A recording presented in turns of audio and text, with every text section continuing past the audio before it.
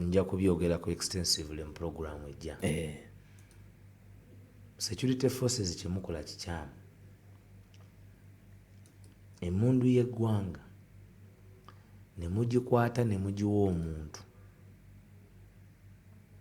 atali officially trained okukuuma bannansi n'ebintu byabwe naye nga mumulese kutulugunya lwa criminal record gy'ayina. Gwategeka ghetto structure omanyi bulungi nnyo nti Emakindi mu kabinja ke mutegeka ke muyita Al-Qaeda battiramu omwana era olina omusaayi ku mikono gyo. Mukutta abaana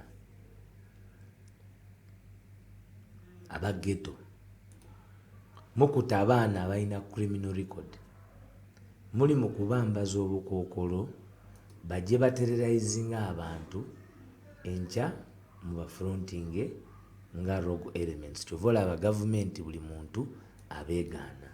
Enkola ya gavumenti okwegaana mission tebeera mu mission ng'eno eri mu kibuga wakati. Covert missions in most cases zibeera na bweru wansi kubanga wabeerawo backlash. Ne temuyinza kola military operation mu military fatigue mu motoka za gavumenti ez'amagye olw'okuba mupangisizayo taxi ne drone ne mulowooza nti mugenda kubuzaabuza bannayuganda nti that is not the military. Mulekere okucreatinga militia. Kale Kaihura ya creatinga militia. Kale Kaihura ya creatinga militia ey'abakitata. Olwaleero akugamba nti n'emikola agirabira kuki? Ku TV. Ku TV. Akugamba n'emikola agirabira kuki? Ku television. Ku television. Nga ggwe Kayongo kati gwali mu office eyo tebakulimba nti ojja kuba kira bonna era nti onaaba walubeerera okusinga Kaihura. Okusinga Kaihura, okusinga Mama Mbabazi, okusinga Ruhakana Rugunda, okusinga Sam Kahamba Kuteesa. Byenjogera mbimanyi. Nze siri mutuluba, abamu babuuza gye nava. Nze siri mutuluba eri abo be mutiisatiisa kuba goyinza okuba mu eyo ofiisi nga saawa zino oli w'amaanyi nnyo naye nga nze ate nali manyi n'eyali asinga mu kukulietinga ofiisi eyo. So office muzitwale nga ofiisi z'abannayuganda si ofiisi zammwe.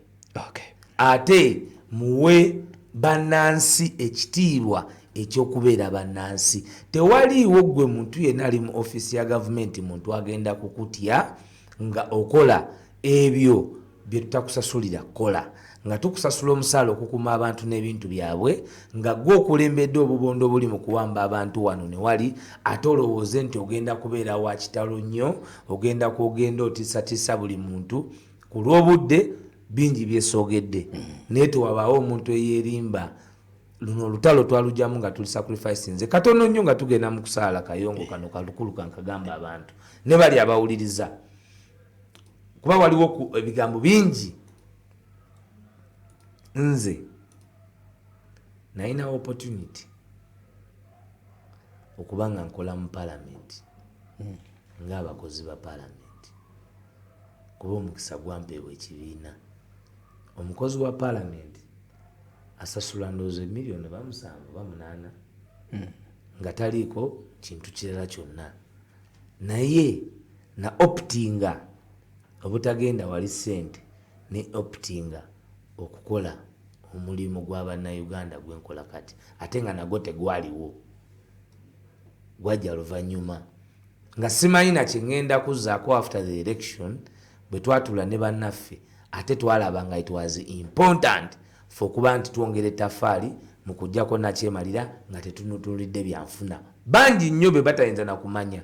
Ze just ndi replica. Ekyokubiri era ekisemberayo ddala waliwo TV nini ngundiivu mu Uganda yakola program n'empita nti ensasule mbeere nga ku show yaabwe, in other words mbe nga employee waabwe.